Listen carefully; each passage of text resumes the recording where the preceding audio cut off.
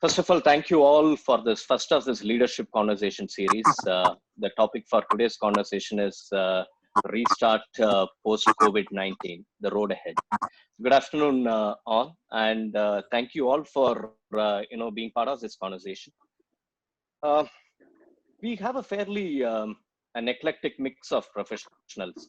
In fact, I was speaking about this to Ashwini as well earlier in the day. Right, we have somebody from the manufacturing side. We have somebody from the retail side, especially the food and grain part of it. We have someone from the logistics part of it. We have somebody, who is in the business of hiring board members and CEOs. And we have somebody who has been on the government side, on the bureaucracy side. And we also have somebody who has been on the board of multiple organizations and also has been the chairman and CEO of, large multinational companies. So what we are trying to achieve through this particular conversation will not necessarily be the depth part of it. It will be a fairly broad conversation because we have multiple people across. So I'm going to open this discussion with my first question to Vishal. Vishal, most CEOs, whenever we speak to, they talk of three problems. The first they talk of is, health and safety. The second they talk of is, cash flow. The third is supply chain, right? So since you are in this business, we believe your business should not have been as impacted. Am I right in saying that? What is your view? Well, it's, the supply chain and logistics professionals feel like this is the first time they've been pulled out of under a rock, right? Usually we are, the logistics cost is just seen as a cost in the P&Ls. But I think over the last weeks, it's been quite in the fore. That being said, I think, it's not correct to say that our business has not been affected. Our business is also down, I would say, significantly because manufacturing is shut. Supply chain components are shut, so transportation is shut. Accessibility to drivers is very difficult. The ports have been congested because there is no, in the beginning, if you recall, when everything was shut down, people could not reach the airports, customs officers were not available. The soft infrastructure that is around the logistics was not available. And even now, the biggest bottleneck that exists in the supply chain is access to trucking capacity to take things out. So you have ports that are congested because customers are not willing to come and take deliveries, and the airports also. So, and if I look at the macro basis, of capacity has been taken out of air freight. So in air freight, typically the passenger flights that fly carry about 65-70% of world trade. So that has been affected, obviously, because there is no passenger flights, and whatever capacity is there is available at a premium. And the last piece is that on the ocean freight side, because there is this lack of demand or lack of production or not the inability to clear the ports, shipping lines have done what they're called in the trade blank sailing. So they just skip the ports in Mumbai or the port in Chennai. And in April, we are having at least 40 to 50% sailing being blanked out. So our business is just like everyone else. It's been affected. What we have been doing is really trying to help our healthcare customers or electronics customers or customers that facilitate, I would say, internet connectivity and so on and so forth. So on a macro basis, I would say we are probably running at 25 to 30% of our business volumes right now over the last 3 weeks. If production and distribution is shut, then supply chains can't function, right? But there is a lot of demand, I would say, but it's just not we're not able to cater to that. So. Thanks, Vishal, for this. My next question is to Mohit. Mohit is the Deputy Managing Director of More Retail. Mohit, you are in the business of essential services, food and grains, right? How bad is this impact on the economy, this entire COVID-19 issue that we are seeing? And do you see any lasting structural impact to the way the business is run, from an overall standpoint and from a retail standpoint in particular? Yeah, I'll try and attempt to answer that through the lens of both the food Mm-hmm. industry as well as retail overall. I think the food industry will be very, very quick to recoup this because the maximum disruption which I really see right now is in their value chain. And I think once they get the wheels going, it's a matter of Mm-hmm. weeks. They have the agility to be able to fill back the shelves, and consumption you've lost. I mean, that apart, I think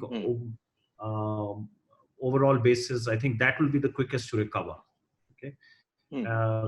In retail, of course, there is a global report which I was reading on how quickly do businesses, how much cash do businesses have on an average to last when they shut down. And for your information, the worst is grocery retail, which on average can survive for 19 days. Okay. Okay. And retail in general, lifestyle is close to 30 days. So I think in retail, everybody who has an affinity to what I call lifestyle, whether it's apparel, home, or electronics, is surely in big trouble, Rama. I think there's no doubt about that. So I'm part of both the CI Retail Committee as well as RAI, and there are already some really bad stories emerging. Okay. And also, it's happened at a most unfortunate time for industries in apparel in general, because this was the time they were dropping their new season stock on the shelves this spring summer, and this is the time of the year they will do what they call their full price sales. So they're in trouble. I think the grocery industry relatively is okay. I would say more in terms of cash flows than profits or anything. I don't think anybody's looking at profitability right now. It's cash. And of course, things are very complex because the interpretation of what the government says is open really at a local administration level. And there are all kinds of interpretations. But overall, I think the food and grocery industry will see a dip in offtake because there has been a lot of pantry loading. Our data suggests that.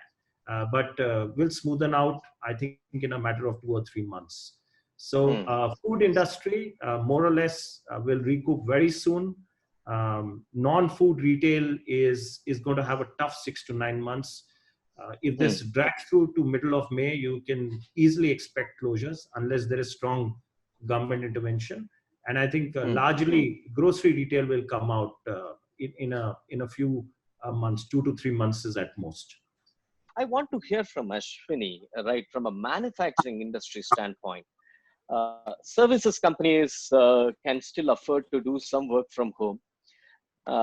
In manufacturing, you need to have a body on the shop floor to do the work, right? So how exactly are manufacturing companies innovating in today's scenario, and how do you see it going forward in the post-COVID world as well, Ashwini? Yeah, Rama. So to contextually put in, we are in manufacturing, and that too in auto component. So we supply to OEMs. We are tier 1 supplier to all the OEMs across. So contextually, what we have been seeing is last 1.5 years, the market declining, and there has been lots of discontinuities. Demon came in, and then BS4, BS6 transition came in. So all of us have been, in some sense, under some sort of stress. But this one is completely unprecedented, unheard of. Prior to this, we were in a call with Hero where Mr. Munjal was addressing all of us, all the suppliers. And in his lifetime also, he has not ever seen such kind of ever shutdown program. Now in manufacturing, why I is putting this context is because while manufacturing can be, let's say, pertaining to FMCG or apparels, as Mohit said, which might still continue to operate if they are going to manufacture to stock. But we manufacture to ship. And if you are manufacturing to ship, we are completely dependent on OEM. So it's mostly a complete lockdown. So what happened was that when the entire COVID thing started happening, we started with shutting down our corporate. Even before Mr. Modi, the Prime Minister, had announced lockdown, we started shutting the corporates. The first thing which we had to design was actually a work from home policy, because we never had a policy called work from home. So we borrowed some essence from IT, some essence from our OEMs, and created a work from home policy. And we started with corporate people working from home. Then obviously the issues of bandwidth, issues of how do we communicate, and then what platform do we communicate. Post the corporate work from home came the announcement that we have to have a complete lockdown. So there are some 29 plans across 29, 30 plans across the country, which we have. So we had to immediately shut those plans. We had been used to shutting the plans for a short period of time, but this one was for an indefinite sort of a lockdown. So again, the policies had to be devised on how do you shut down, what kind of technical steps and procedures do you follow for shutdown, and besides that, on a corporate basis, how do you look at liquidity, etc., which I think very rightly Mohit and Vishal also mentioned. Cash is king. Now, while deciding lockdown, it was I think a much easier thing to do, and getting people back home, and also in anticipation that things will change around. So there was a lot of issues which went around in planning shutdowns, making people go to the factories, taking permissions, let them go and check the machines, let them look at fire safety measures, etc. So that period was relatively, I would say, easier. We were able to interact, send people. What the other thing which we are now realizing is, in the issue of when we open, we realize that we have knowingly, unknowingly, uh, by design, by default, got into a world which is a very complex world. Like as Vishal is saying, our even to reopen, we would have to wonder as to if Aurangabad opens and Pune doesn't open, or if Pune opens and Chennai doesn't open, how do we actually supply components across? How do we send from one factory to the other? How to ship? We are dependent upon a very larger ecosystem, starting from security to housekeeping to bus transporters to our tier 2 suppliers. So one good learning is that it is not yourself whom we have to take care of. We also need to take care of the complete ecosystem, which means the third party whom we are touching also has to be equally prepared as we are. It doesn't matter if we are only prepared. It doesn't matter at all. So that's one sort of big learning which has happened. The other good thing is that there are heroes within. I'll give you an example. We have a seat stitching plant where essentially we make seats for the two-wheelers. There are people who started manufacturing cloth masks in that seat stitching plant. So today we have taken the guidelines, etc., from various people, and now we are actually making cloth masks for our own people. We are going to be opening up with almost 30,000 reusable masks. So while manufacturing, it is extremely tough. The business is zero, because while we can continue, corporate can continue to work, people can continue to work from home, but essentially there is zero business which is happening. Having said that, there is interdependencies. There are issues which we can sort out for the larger good.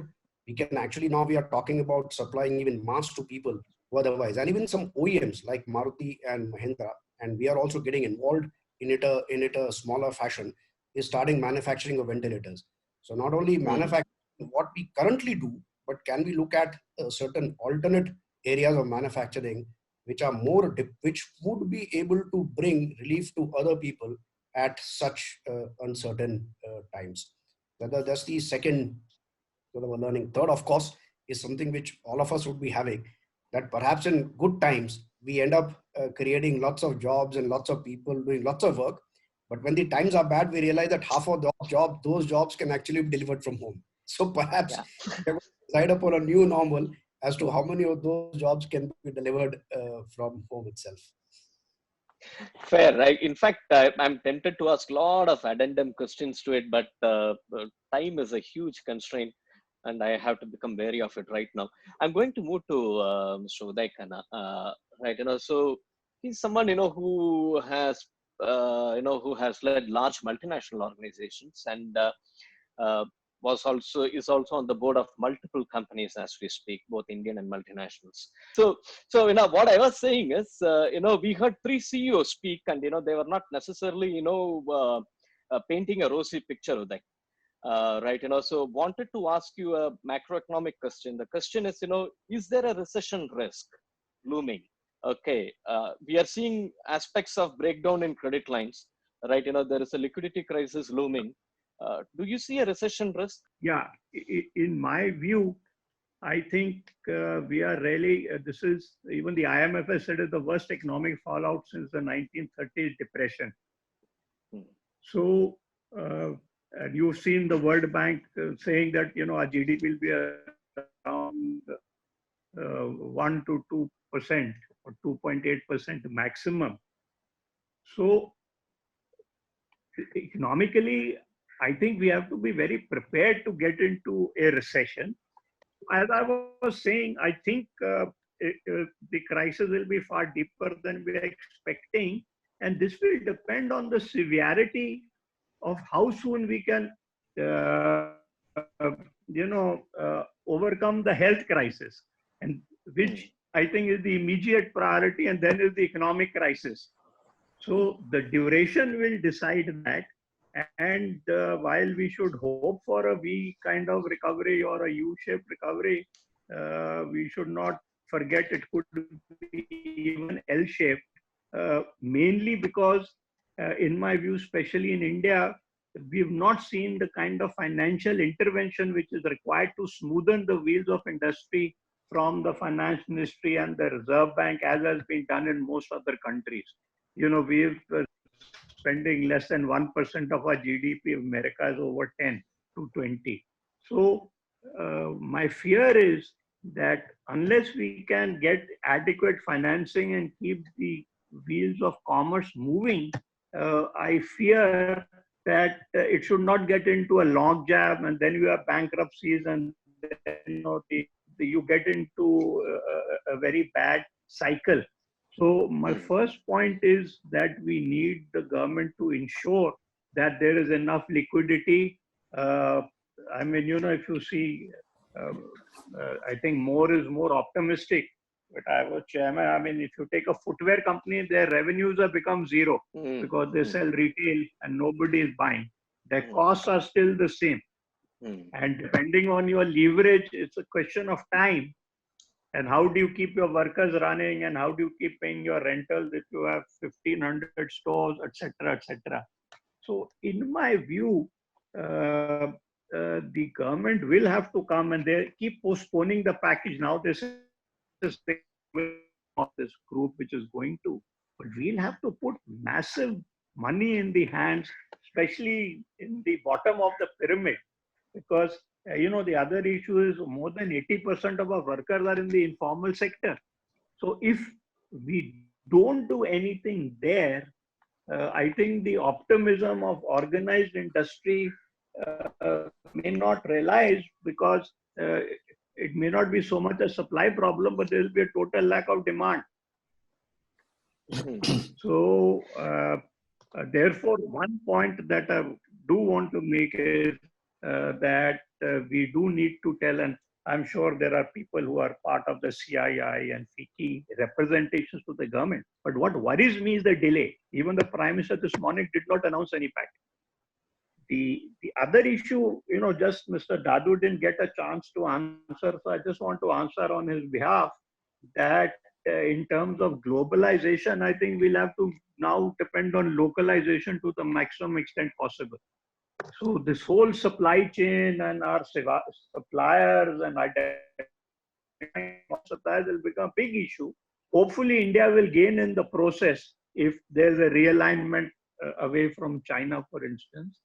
But I think globalization, and given the world leader that we have, is dying. So I don't know, Mr. Jaju will agree with me on that. So all I was saying was that not only do we have to announce that there's liquidity and the wheels of commerce move, we'll have to make sure that they implement. In the implementation, I think even if there is some wastage, so be it. But we should not feel shy, in my view, at this point of time, to ease liquidity and let people start moving around, and then we can tighten up later and what the costs are. We keep saying we are in a war situation. Then if there's war, let's not worry about deficit financing, things like that, because our economy can solve those things later. At the moment, we need to make sure that the wheels start moving again, with special emphasis on the marginalized people. Thanks, Uday, for this. I'm going to circle back to Mr. Dadu here. Would you agree with what Uday is saying, Mr. Dadu, in terms of he believes that government can definitely do more than what they are doing currently? Do you think the government actions are sufficient, or do you think they can do more?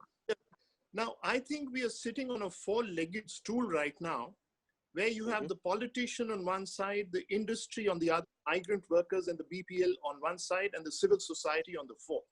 Now, the politician doesn't want any more deaths because that's crucial to his election. The industry wants quick start because people are losing jobs and you're losing outputs and things like that. The migrant worker has gone back to his family and is not able to come back because there are a large number of restrictions. And civil society is sitting at home trying to avoid deaths. In such a scenario, the only thing that is relevant is how quickly can normalcy be restored. Now, if you look at figures, we have 720 districts in this country, which means about 6,000. As on today, the government feels that 3,000 of these 6,000 towns are not affected. That means 300 are affected, the rest are not affected. So the basic question is, how quickly can government allow normal working situation in the remaining 3,000 towns where there is no effect of the virus? If you do that, half the country can come back to normal as quickly as possible. The second thing is, where essential items are concerned, the Ministry of Home Affairs has issued detailed guidelines to ensure that the logistics and the supply chain at the level of each district magistrate is restored as quickly as possible. Yesterday, the Secretary of the Industry Department, Mr. Mahapatra, wrote to the Home Secretary indicating that 16 industries can be restarted immediately. And he also mentioned that steel, power, mining, which are already cleared, will also have rubber, wood, glass, and foundry and agricultural agrochemicals, which are instrumental in allowing these 16 industries to work, to also restart quickly. Now, if the Home Ministry agrees to that, you will have a substantial amount of normalcy. Now, please understand, we have lost just 21 days so far, and there's so much of hue and cry. Now, this is an unprecedented situation, and therefore unprecedented solutions are being found. All I'm trying to say is that if we are able to manage the harvesting of the crop, which is ready and which requires immediate attention of migrant workers, we'll be able to tide over the situation for the next 1 month. Within that 1 month, if the lockdown is phased off in maybe one phase, in 3 phases or 2 phases, we should come back of May. So I'm a born optimist. I feel a lot is getting done daily. The Prime Minister and all the senior secretaries and the joint secretary level above officers are back in office. And I don't see a situation snowballing into something more difficult than this, unless the coronavirus itself becomes difficult to handle. So the normalcy depends on how quickly the virus comes under control. And I'm, as on today, and looking at the Prime Minister's speech today, and looking at the figures which are coming, I'm sure 3,000 towns can come back to normalcy immediately. Thanks. Thank you so much, Mr. Dadu, for this. So what I am hearing is, I'm hearing about different leadership traits that can emerge out of it. And, there can be no better than Sudarshan to answer this. Sudarshan leads the Asia Partnership for EMA Partners, and he is a regional chair.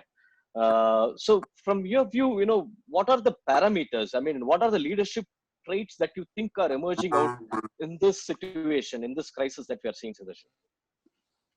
See, thanks, Rama. In fact, I was actually getting into a negative spiral after listening to the rest of the panelists, but I think Mr. Dadu has been quite positive about it, and I think that should bring a lot of cheer around the, all the Zoom screens what we have around us. So thanks, Mr. Dadu, for that. See, look, I think when you talk to leaders around, nobody has a clue. Let's be honest. Nobody has faced such situations. We never thought people are going to be sitting inside their homes and trying to direct large workforces and so on. So I saw a recent instance before the lockdown was announced. There was, a CEO who had planned a launch in London, and everybody advised him not to go to London. And he said, "My team is working there. I still need to be there." So he took the flight. I mean, it's just about 5-6 days before the lockdown was announced, and he was in London. And then probably he took the last flight back out from there. And thankfully, it's 14 days since the time he's arrived, and he's all right. So, this is the leadership dilemma people are actually going through, because many times leaders are sitting inside homes. Their front line is actually there out there in the market, either somebody in a grocery supermarket situation. You've got people in the front line selling, there in the counter staff or the logistics people moving. So this is the leader's dilemma. He has to protect his own health. He has to protect or at least he's responsible for the health of his organization, the people. So these are various things which goes in the minds of the leaders. So it comes to it, I think a lot of leaders have put health first, and which is natural, including the country, what we have seen today, what the Prime Minister is talking, it's a health first. Then comes you spoke about it, I think, cash flows and so on. So I think it is testing every leader. And today, honestly, when you talk to people, everybody is trying to find answers. What is the new normal? We don't know. But let's look at the positives out of this. I think organizations are probably realizing that they can actually do with 50% or 60% of staff what they currently have. So in the long term, I think they can look at see where, I'm not talking about job cuts, don't get me wrong, but they actually are able to figure out who is contributing, who's not contributing in an organization, who's effective, not effective, which jobs can be done from home. We don't need physical infrastructure. So I think going forward, you may not probably need so much of office space, for instance. You will have probably 30 to 40% savings in office infrastructure, physical infrastructure, what we are actually creating. So we also now have fine-tuned work from home protocols. So people are very comfortable working from remote environments. Even in manufacturing, unheard of people working from home. So we will now be more comfortable, for people to operate from remote locations. So there are a lot of positives coming out of it. But going back to the other question you spoke, talking about globalization, so it is also it is starting to impact mindsets. So when I've been talking to our colleagues in Singapore, talking to our colleagues in China, Japan, and other markets in the region. So when you look at Singapore, for instance, Singapore is a market, where you have a lot of regional offices. So many of them don't have real work in Singapore. Their work is all about traveling. And now they've been actually been doing their work sitting at home, or they're actually basic things, the work is happening in the other countries without their presence. So in fact, people in Singapore sitting in regional setups are really scared for their jobs, because I think their redundancies are being proven, or their effectiveness or lack of effectiveness, whatever it is, it's coming out, because number of staff roles, regional roles, so those jobs are going to be at risk. Anything which spoke of one connected world, global world, people running staff, in matrix roles and so on. So those jobs are going to be at risk going forward. So it is changing. And the other thing said, today we are talking of global careers. I think there is going to be a big shift in the mindset of people, even in multinationals today, when offered global careers, global roles, and so on. I think there is one instance of where I was talking to somebody. He's got promoted to a role in Asia Pacific in the middle of this, and he has to relocate, and he's not sure what to do. And they've already identified a successor for him in India. So this is the kind of situations people are facing in multinationals. If you're an Indian company, all right, fine. I mean, it's a different challenge. But again, even in the context of Indian companies, now leaders are going to think always, you are thinking, where do I expand next? Do I go to Latin America? Do I have a new base in some other country? in other continent and so on and so forth. So now you're actually starting to think, is there a market there? What is the risk? And till the time there is a vaccine, next 12 to 18 months, you are actually thinking local and not global. I think somebody made that point. So global, the word global is now probably taken out of our dictionaries for the next 12 to 18 months. Then we will see what happens. So it's a new experience. I'm sure the end of COVID, or whenever the world announces that's the end of the crisis, you will at least have maybe a few hundred books written by people saying what we've learned out of this crisis. So till then, we'll have to wait and watch. Interesting. Thanks, Sudarshan, for this. I'm going to circle back to Vishal again. I'm actually feeling sorry because we have only 1 hour, and I'm really sorry to my panelists here. Right, and I would have loved to talk more and more. See, from your standpoint, I'm going to again, circle back to supply chain as a function, because as I said earlier, that came out as one of the biggest pain points for the clients. And when I heard you out, it is a pain point for you as well. Now, with all this ease of restrictions, do you see that things would be fairly smooth going forward, Vishal? What is your take on that? At this point, Rama, it's not yet been interpreted in the same way as the MHA guidelines are. You saw the circulars and in the MHA guideline, but the district level interpretation of the police officers. I mean, I can, as of today in the morning, we have our teams at various, we have 35 branches and 55 warehouse locations. So we are talking to lots of district police officers and district magistrates to get things going. And the universal feedback, and the feedback is very different depending on where you are in the country. And the common theme is that we will wait till 15th. That till 15th the restrictions are still there, and then we will see. Because the circular is very clear that all warehouses should open, but that's not how it is being interpreted. We've had instances of our employees being beaten up because they're trying to open a warehouse, a service a warehouse for a healthcare customer, right? So it's a hard situation. So on the ground, I agree that the intention, and I think the government has absolutely understood, and they are well-intentioned in issuing the guidelines, but at the district level and at the local level, it is not yet being interpreted. So I don't want to sound like a pessimist, to be honest. I'm also a big optimist by nature, but that's just how the reality is. The one thing I want to just add here in terms of supply chain, and in our business, we normally used to think about 3 C's: so colleagues, just teams, customers, and cash. Okay, and then we've added community, which is not to reflect the CSR work, but actually community, which is our extended supply chain, which Ashwini also referred to, that our vendors. So early in the crisis, we took a decision that we were going to pay all our vendors on time, and we were going to pay them in full, because the MSME network that supports our organization, we have 100 plus trucking vendors, we have so many warehouses and so on and so forth. We need to make sure that those components are working. We have manpower agencies, so we've deliberately made sure that we are making, in fact we ran special pay runs to make sure that the MSMEs don't topple over. Because it's unfortunate that a lot of companies are taking this opportunity to delay payments or try to negotiate. I know that some sectors are in real trouble, and I don't mean to, but companies which have strong balance sheets, they are sometimes being myopic in trying to get. So I think the big lesson for all of us is that if the ecosystem is not working, if your extended ecosystem is not working, it doesn't matter if you're strong. If you haven't paid your vendors that manage the customs clearance at the airports, and if they can't function, it doesn't matter if you're the biggest multinational operating in the country and your customer is the biggest multinational, because that single document or that single truck is not going to leave. Simple as that.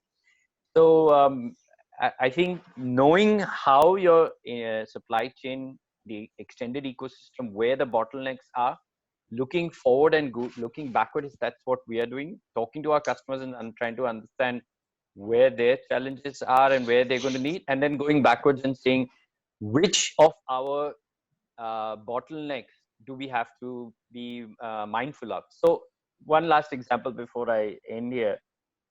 While preparing for the shutdown, we had ordered face masks so that our warehouses could function for till end of June, because we saw what has happened in China, that it takes 76 or 90 days or whatever. So we said we'd better be. But some of the other things that we had to think about is how much disinfectant you should have in your warehouses, because they need to have, you need to do them 2-3 times a day. So our admin teams, our HSCC teams have been running a daily stock of disinfectant levels in each of the offices, each of the warehouses. It's the smallest thing, because if you're not able to keep your facility clean, you cannot operate. And as we prepare for the lockdown, there are going to be completely new norms of safety, health, temperature screening, distancing that are going to come. So, even the smallest thing can trip you up. So I think preparing for the new norm will mean that, having, really going into so we are preparing a very, very detailed plan, or it's already done, on the the protocols on how transportation should happen at a warehouse, or what will we need to do to make sure that every part of the supply chain is also, because only then it will be fully safe. And companies will have to collaborate with each other. So I think that's what it is. So I think HSSC standards will just become like IT standards. Everyone needs to be on the same standard, otherwise everything shuts down. Interesting. Thank you so much, Vishal, on this. My next question, not necessarily related, Mohit, but what I want to understand from you is, buying behaviors, right? Comes through years of conditioning, and sometimes some buying behaviors, change instantly. Do you see, because of this impact, there will be a change in the consumer buying behavior, walking to a mall and buying stuff versus ordering in and stuff like that? What is your take on that? Yeah, of course, you can expect a lot of change in the short term, but maybe it's the 27, 28 years of being in the food industry experience. It also swivels around pretty fast. Okay. And especially for grocery retail, and I would also say for most of the lifestyle categories, what people buy is a manifestation of the confidence they have in their income, in the future of their economy, their industry, etc. Yes, in the short term, there will be a more bias towards core consumer essentials. I think that already one can see a dramatic change in the way people are buying larger packs, for instance. There is a lot more pantry loading. And so what used to be a typical big buy once a week, people are now buying between 4 to 5 weeks worth of packaged grocery. I'm sure all of you are doing it yourselves. Your kitchens have never been so full. The larders have never been so full. So all of that is more short term. I think what will happen in the next 3 to 6 months is that more lifestyle oriented consumption is obviously not is going to be under stress. But Rama, I am pretty sure this will pivot around in a matter of a few months. In early 2000, I saw it in the when people downtraded to small packs, and when we had a complete loss of confidence, consumption went down. It was less than a year, and it swiveled back. Demon also, there was a large disturbance, but it came back. The normal settled pretty fast. I think the same will happen here. It's a matter of a few months. I'm of course speaking with a bias for my industry, which is food in general, both manufacturing as well as retail. I expect things to be back to normal 6 to 9 months. This is not going to be structural. It's once people's consumers settle back in, get their income coming back up, you will see this consumption go back. Thanks, Mohit, for this. Ashwini, I'm back to you again. You had a lot of interesting points to talk of earlier. Tell me something, Ashwini, from your standpoint. industrial and manufacturing organizations' ability to leverage technology, right? Do you see an impetus in that going forward with all this, challenges that we have as we see? Do you see a lasting impact there in terms of technology? Yeah, so I think that's a very interesting point you raised, Raman. So uh, I'm not talking about the demand. I think Uday mentioned L shape, V shape. There are two theories in auto that perhaps the shared mobility might go for a toss, and people might offer to buy more for personal mobility, which means the two-wheelers, four-wheelers sales actually in the midterm might go up. So that's theory also is going around, and I'm a firm believer of that theory. That 6 to 8 months it will come back. The problem which I see, and hence coming to technology going forward is, and as Sudarshan mentioned, it's at least an 18-month to 2-year window. Vaccine comes in 6-8 months time, and then you administer to 7 billion people. It's going to take another 18 months window. Now, while we have drawn all the plans of social distancing, there is a circle marked 6 feet apart. We are redesigning the assembly lines. People are going to stand at a greater distance. Buses will have one person per seat. All this will have a very, very great impact on productivity. Now, if I was producing 100 units an hour of an assembly, I'm going to produce only 50 units per hour because of this distancing norm which is going to be followed. Government is talking about increasing the shift timing to 12 hours to give this part essentially more sanitization, more hygiene factors. But having said that, inside the shop floor, the productivity will come down. Consumer is not going to pay more. If I'm going to pay 80,000 rupees for a bike, I'm not going to pay 90,000 or a lakh for the bike just because the productivity has gone down, which essentially means that more and more usage of technology is going to come in. So if I was using 50 people to produce on a line 100 air filters per hour, and I use 25 people or 25 people now to produce less than half, I have to get come back to the same productivity levels of 100 filters an hour, which can only happen by technology. That's one. So more and more adoption of, as we call in manufacturing, LCA, which is low cost automation. More and more of low cost automation will most certainly come in. And this is going to come across industry. It's going to hit across industry. We are going to talk about whether delivery of grocery items to the consumer or anything of that sort. But in manufacturing, this will come more. The second thing which will essentially happen is that while people will return back at some point of time, it might take 5 months, 6 months, but eventually workforce will come back if they are assured of safety and they are assured of payment. So we need to obviously tell our workforce that, listen, this is what we are designed for you, please come back. But I think we as employers or having those workforce in are going to be more worried of employing a large number, a very great number, because the density is going to go up. And this again can be only addressed through technology. So I feel there will be a huge impetus to low cost automation, to technology, and also to digitalization. Where we have been like waving like ostriches. Some of our manufacturing organizations, we have been waving like ostriches, saying no, digitalization doesn't matter. Why should I put a robo? Because a robo does not give me a IRR, right? So my NPV for robo doesn't work because I can put 4 people instead of putting a robo. But tomorrow we are going to think more in terms of substituting that for manpower. So I think it is going to touch immensely, and the difference between, because there's going to excess supply, demand generation is not going to be so fast. The difference between the haves and the have-nots are also ran would be the adoption of this technology at a very fast rate. Thanks. Thank you so much, Ashwini. I think, that was interesting. I'll circle back to Mr. Dadu here. Right, so I'm not going to limit my questions to Mr. Dadu only on government initiatives. I know that, he is advising a lot of private sector companies. If you have to advise the CEO, Mr. Dadu, as we speak, what would be your top 3 advices? Is there anything specific that you want to talk on managing this particular crisis? Okay, let me first answer the 3 questions or the 3 issues that were raised by 3 speakers. The first on the supply chain bottlenecks. Now, there are 720 districts and therefore 720 DMs who are addressing this issue.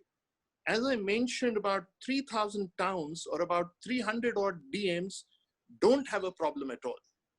There is no virus in these 3,000 towns or these 300 districts, 350 odd districts. So therefore, half of India can be resolved very quickly, is being resolved very quickly.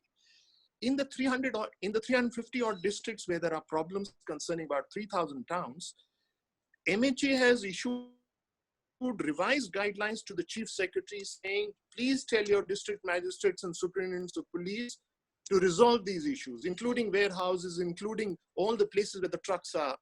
Now, please understand, in India, where we don't have complete wiring of the economy, an instruction issued by Home Secretary goes to the 29 chief secretaries. From there, it goes to 720 district magistrates. So there is a slight gap in the process of communication. And I can assure you, some of these DMs are from IITs, IIMs, outstanding guys. I'm dealing with 11 of them in the city of Delhi, and I can tell you they're doing outstanding work. Many of the DMs are finding new, novel, innovative ways of resolving these issues. So the point I'm trying to make on supply is, essential commodities, you will see no issues in the next couple of days. Non-essential commodities, there will be some issues till the 3rd of May because instructions are like that, and therefore the police will have to stop trucks which are carrying non-essentials. On the second issue of globalization, I just want to mention that India has an opportunity of becoming a pharma export hub for the whole world today. It is already exporting almost 40 to $50 billion worth of medicines today, generic medicines. But looking at the situation that has cropped up, India has a huge opportunity on the pharma side. Secondly, and this is the most important thing, when 200 firms are wanting to get out of China, here is an opportunity for the industry department, for all the 720 district magistrates to grab this opportunity, give them land. The industry department has enabled them to come quickly and settle here. This is a great opportunity as far as the globalization part is concerned. And the third issue of technology, productivity losses, I can assure you that wherever the industry is mechanized, and I advise a very big multinational company, things are much better. Wherever the mechanization processes of the technology is still it's not at its most developed stage, there are problems. Having answered these three things, I can assure you that if I have to advise any CEO, I will tell him, relax, wait for another 3 weeks. India has the capacity to bounce back very quickly. We have done it after the Kargil war. We have done it after so many tsunamis and all kinds of issues that we have faced. Natural disasters, defense issues, we have come back and bounced back very quickly. People are dying to come back and bounce back quickly as possible. So this pessimism, this plethora of sentiment that everything is down and out, I don't think is correct. It's just 21 days out of 365 days that we are out. 21 days don't mean anything in anyone's life. Just relax, take it easy. I'm sure we'll bounce back. Thanks. Thank you so much. I'm getting a feeling of Arnab Basu when I'm going to ask this question to Mr. Uday. Okay, so on one side we have romantic optimism. Okay, and Uday, you had some views which are not necessarily in line with this. Would you agree with what Mr. Dadu is saying?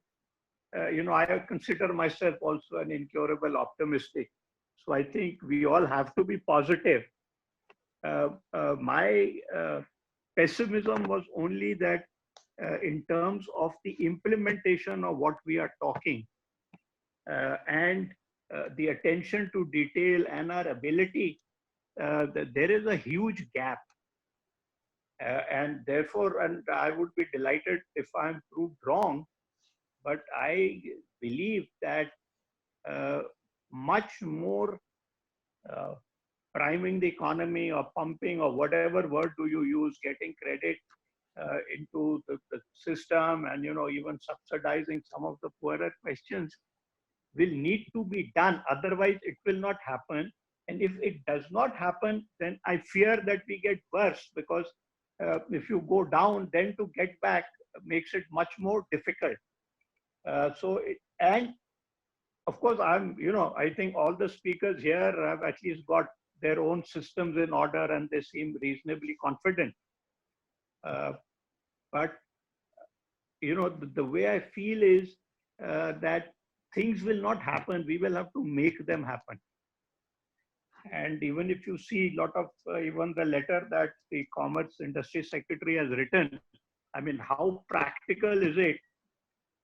There are people still being stopped on the road. The number of trucks, it didn't come out, which are still held up on the roads is huge. So the whole issue is how do we debottleneck that? But I think India is one of the countries that will survive it the best is India. We've got the petroleum price reduction, which is helping us. We have the huge foreign exchange reserves. The only issue that I'm making is that will have to be put to use. And for some reason, we are not leading the pack there. Now, it may be good that we are considering the options through and all. So I am worried really about the unintended consequence or the collateral damage if we delay some of the issues that we need to take as a country. But I would be delighted if everything goes back in the manner that we are talking. Then, I have no doubt on the potential of the country. It's just that do we have an enabling environment which will realize that potential? And thank you so much. So that's the only thing. Thanks a lot, Uday, for this. Sudarshan, the last question is to you. If I have to ask you, what would be one lasting impact this crisis will leave us behind with? What do you think that would be? I think one of the unintended consequences of this, I think people hopefully will start valuing other things more than money. That is something which hopefully we will see that across the, I'm talking about the people we deal with on a day-to-day basis. So that's one. So, and I think secondly, I think somewhere, right, it also kind of puts some amount of perspective on the assumed invincibility of people. So today professional success is put above everything else. So number of leaders we see, businesses go through ups and downs, careers go through ups and downs, and so on and so forth. So leaders always consider themselves invincible. When they're doing well, they assume that persona. So I think today it will kind of put everybody, including leaders of states, governments, businesses. So we all go back to the to the ground terra firma to say that we are all equal in the face of crisis of this proportions. And I think that will probably a wiser world will emerge out of this entire crisis. So. Thanks. I think that's nice. I think you spoke about the fallibility of humans, which is nice. What quick one-line answer I want for this questions from all. I'm going to start with Vishal. Honest timeline for recovery. How soon do you think we will recover? One-line answer. That's it. Not before September. Not before September. Mohit? I would say about a year more. A year. Ashwini? Q4. Q4. Okay. Mr. Dadu? I would put it like this. 25% recovery May end, 25% June end, 25% July end, full recovery by September end. September full recovery. Last week. Sudarshan, you? What is your? 2021. 20. No. I need a month. You can say 2021. So I think for organizations to start functioning normally, in the sense what we've seen, even then there was stress in certain sectors and so on, for people to come back to a normal frame of mind where they start thinking of growth, they start thinking of expansion, they need to obviously secure what is there with them right now. So that's going to take at least a minimum of 4 quarters. And hopefully by then there would be some solution for COVID, because we cannot do business as usual with the fear of getting infected if we start moving around. Because from a business standpoint, we have to move, we have to meet people, we have to shake hands. So it's nice to say, Indian namaste and so on, but ultimately you have to meet people, and business can't get done. So till such time, there is a definitive, and I think going forward, if you have to travel overseas or even travel within states, maybe you will have to probably carry a certificate like an Aadhaar card saying you're vaccinated for COVID. Only then you'll be allowed entry into and even into an office. If you're visiting a client, they're going to ask you a certificate saying you're not infected or you got vaccinated. So those are the practical aspects, but I don't want to be so pessimistic, but I think people will, what we have seen over the years, it's more than a one-line thing, Rama, but people forget, people move back to their normal. There's nothing like a new normal. Sometimes old behaviors come back and we forget what we went through. And 50 years from now, people will read it in one paragraph in a history book saying that the world went through this crisis and the world would have gone back to something else. So let's hope so. But I think full recovery, not till the time there is a vaccine or a solution for COVID-19. Fantastic. I'd like to thank everyone for this. This is the first in our series of leadership conversation. There are some people that I would need to specifically thank. They are the people who have been behind this. Sanjeev Das from our Delhi office, Gopinathan from our Bangalore office, Aniket, who has been supporting us. The most important person in this is the most silent guy, Darpan, who is our scribe, who will capture all your thoughts and come out with a paper. I'd like to thank all of them as well, apart from my panelists here. Thank you so much, all. Thanks a lot. I had a wonderful Thanks everyone. Absolutely a pleasure. Thank you so much. Thank you, everyone. Thank you.